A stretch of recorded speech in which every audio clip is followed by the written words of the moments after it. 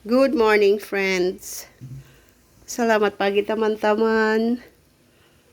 Mopay nga aga mga kawaray. Magandang umaga mga kainday. Today, I'm going to teach you how to make meatballs. A homemade meatballs. Pagi ini ako akan maubikin bakso.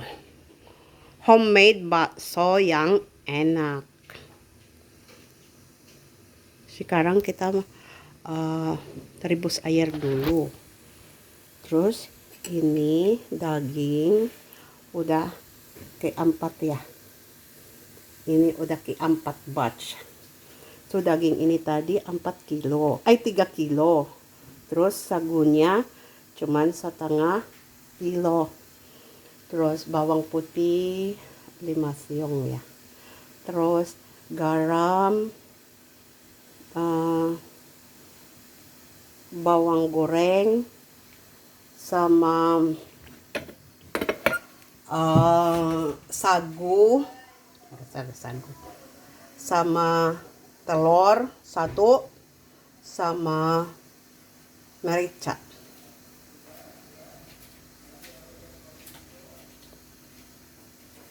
Itu ay minced meat, beef ya. So, pagka 3 kilo, kanina kasi 3 kilo ito ginawa ko sa market. Bumili ako ng meat na 3 kilo, baka. Tapos, pinagiling ko at saka ginawang mince.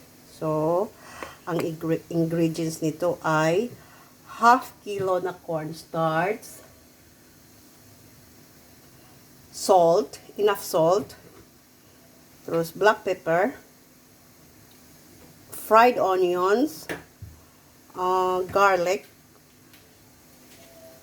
tapos yun, giniling nila lahat. Ngayon, tuturuan ko kayo how to form the balls, the meatballs. First, we have to boil water. This is my 4th batch. Kasi 3 kilo ito. Pero, pagka 1 kilo lang ang gagawin nyo, you can do it at home. It's more tastier. It's tastier if you buy the meat and then mince it at home. Grind muna. And then mince it together with the spices. So, ganito yung kinakalabasan niya. Parang pinkish. So, you just have to put gloves in your left hand para ma-form niya yung balls. Ganito ang pag-form niya. Pagka na-mince siya ng maganda, so, it's very easy to form the balls. Ngayon, I'll teach you how to form the balls. So in your left hand, in your right hand, you have to hold the spoon. So form the balls in your left hand.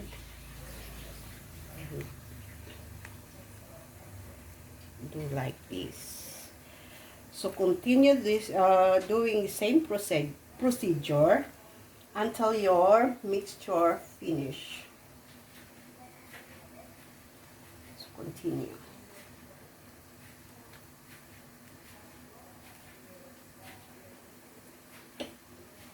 Lakukan yang sama sampai selesai habis daging gilingnya.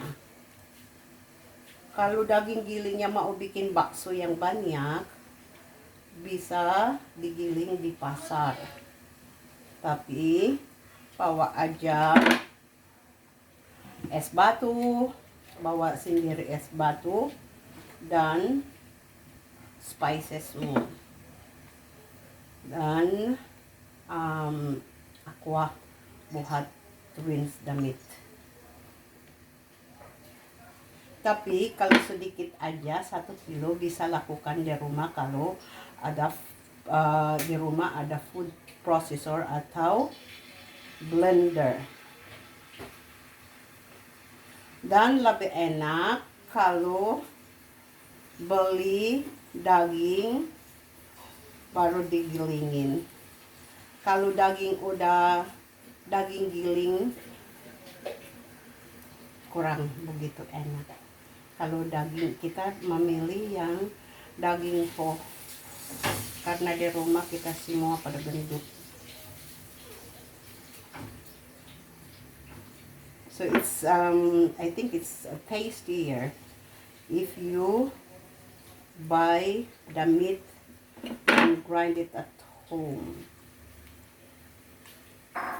or mince meat or mince it at home, or if you want to do it if you want to make a lot of meatballs, you can ask at the market.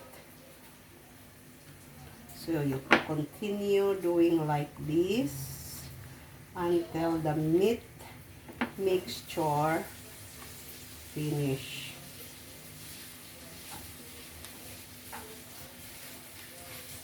Ganon na ganon lang ang gagawin. So, they are not perfect round yet, but it's already okay. So, pagka maraming meatballs yung ginawa nyo, you can store that in a freezer and take it out whenever you want to cook. So, it's very nice meatballs. Masarap ito kainin with boiled noodles. Here in Indonesia, we call this bakso.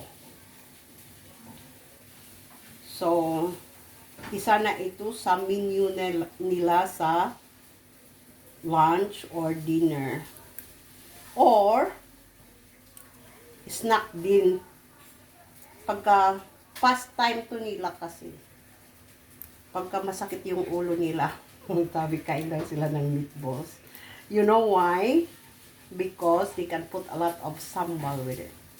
Sabi nila, pagka masakit daw ang ulo, kumakain ng maanghang na aalis yung sakit ng ulo. Is it right?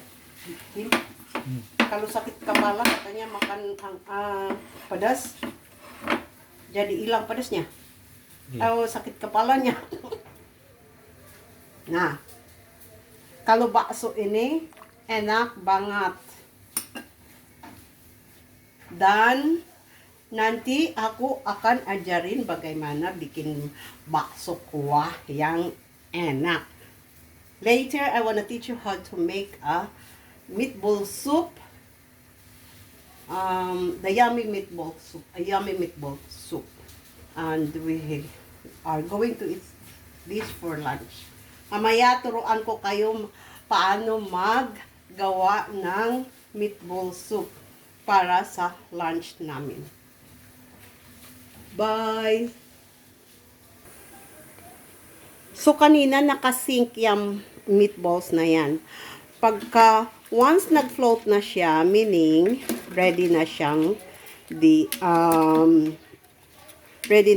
tanggalin dito sa boiled water.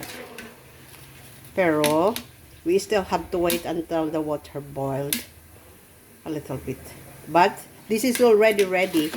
We have to cook them. We have to cook the meatballs anyway later before the lunch with the real soup. Pwede na siya kasi nakalutang na. Pero hintayin natin na kumulo yung tubig. Kasi mamaya gagawin din naman natin tong soup, yung real soup na, para sa soup na ng meatballs para sa tanghalian. Update ko kayo ulit, guys. Ito na, guys. Ito na yung result ng meatballs. Yan.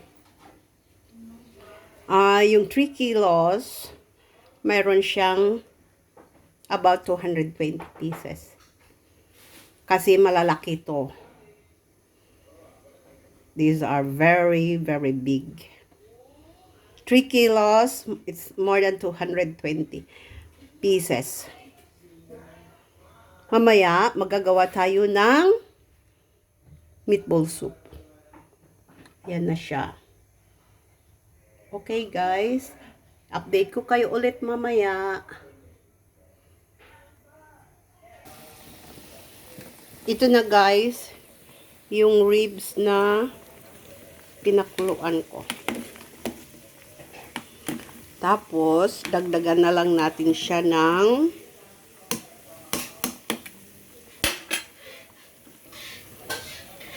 little bit of salt.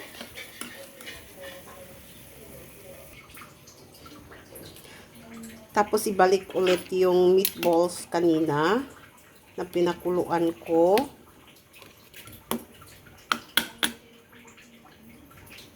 Hintayin hanggat kumulo ulit yung soup.